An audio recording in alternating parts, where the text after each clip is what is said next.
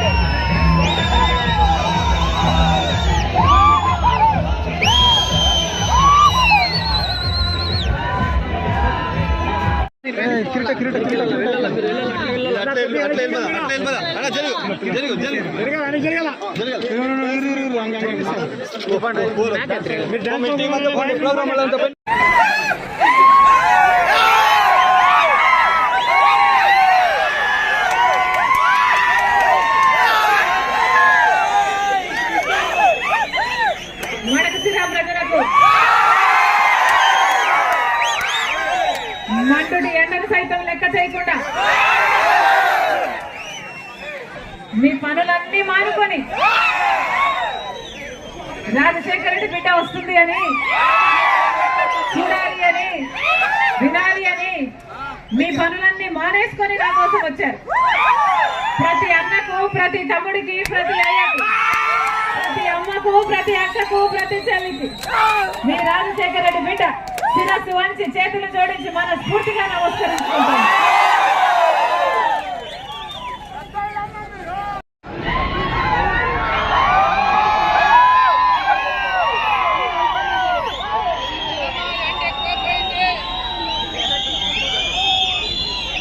మడకశిర ప్రజలకు మండుటి ఎండను సైతం లెక్క చేయకుండా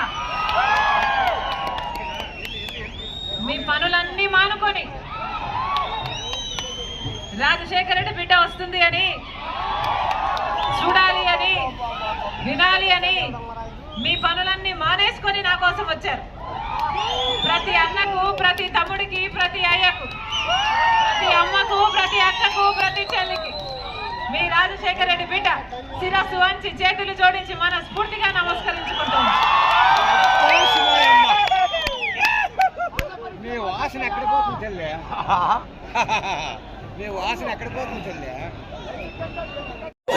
పాత్రికేయ మిత్రులు, print and electronic media, KT Sridhar గారు అందరికీ పేరు పేరున నమస్కారాలు, ధన్యవాదాలు. అందరికీ జిల్లా కాంగ్రెస్ అధ్యక్షుడిగా స్వాగతం, సుస్వాగతం.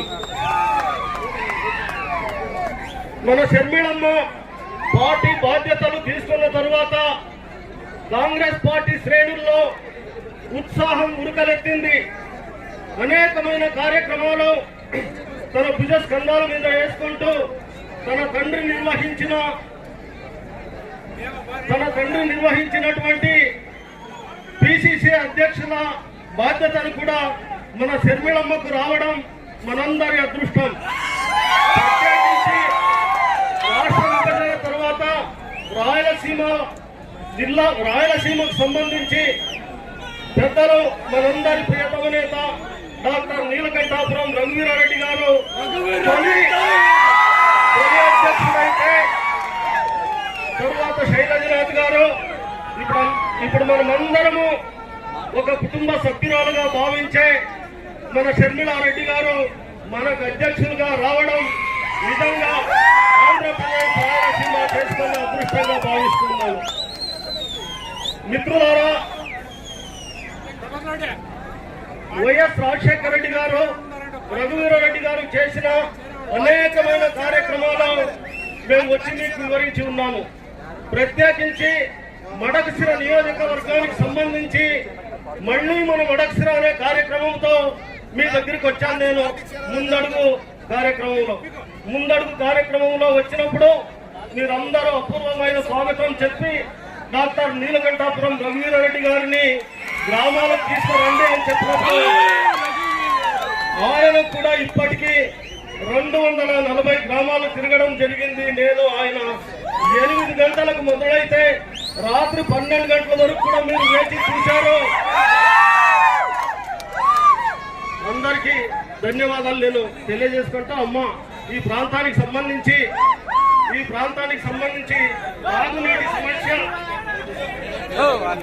తాగునీటి సమస్య విపరీతంగా ఉందమ్మా. కీర్తిశేషులు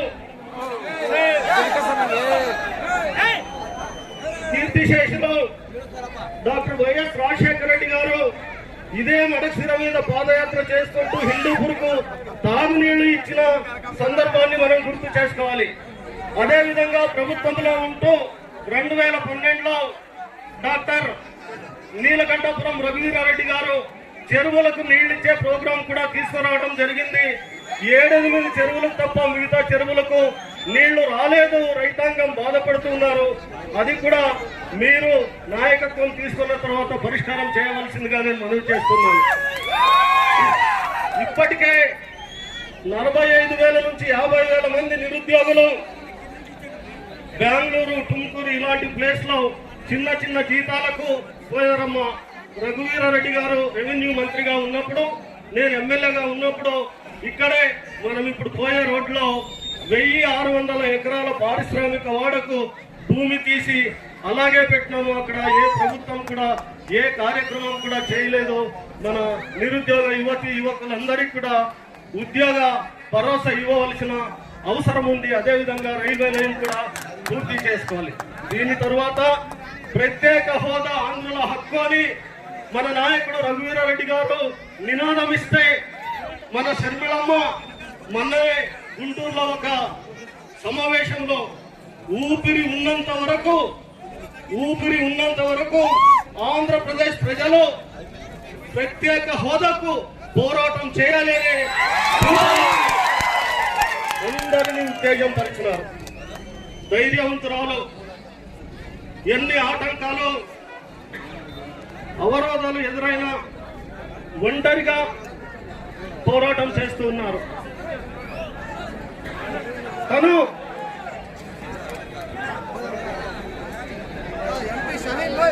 ప్రభుత్వ బాధ్యతలను గుర్తు చేస్తున్నారు కానీ ప్రభుత్వాలను విమర్శించడం లేదు. ప్రజల దగ్గర ఓట్లు వేయించుకున్నారు, మీరు ప్రజలకు మేలు చేయడం మర్చిపోయినారు అని గుర్తు చేస్తున్న శ్రీమంతురాలు మన నాయకురాలు చెప్పడానికి నేను గర్వపడుతున్నాను. జీవితమనే యుద్ధం గెలవాలంటే ధైర్యాన్ని మించిన ఆయుధం లేదు అని భగత్ సింగ్ గారు చెప్పినారు. దానికి నిలవెత్తు నిదర్శనం మన వైఎస్ శర్మిళారెడ్డి గారని తెలియచేస్తూ, మండు టెండలో ఇంతమంది శర్మిళారెడ్డి గారిని, నన్ను, మన నాయకులను ఆశీర్వదించడానికి వచ్చారు. మీకందరికీ మరొక్కసారి ధన్యవాదాలు, కృతజ్ఞతలు, నమస్కారం తెలియజేసుకుంటూ ఇదే ఉత్సాహం ఇదే ప్రోత్సాహం వచ్చే నెల 13 వరకు కొనసాగాలని బ్యాలెట్ బాక్స్ లో హస్తం గుర్తు తప్ప మరొక గుర్తుకు మీరు ఓటు వేయకూడదని ఈ సందర్భంగా మనవి చేస్తూ అందరికీ ధన్యవాదాలు తెలియజేసుకుంటూ మన అధ్యక్షురాలికి ప్రత్యేకమైన కృతజ్ఞతలు తెలియజేస్తూ నేను విరమిస్తున్నాను. అందరికీ నమస్కారం. ఎట్లా అవుతుందా? 5 సంవత్సరాలు అయింది కదా ఎన్నికలు వచ్చి, ఓట్లేసి 5 ఏళ్ళు అయిపోయింది, మళ్ళీ ఎన్నికలు వచ్చాయి. ఎట్లా ఉంది 5 సంవత్సరాలు? పోయిన గడిచి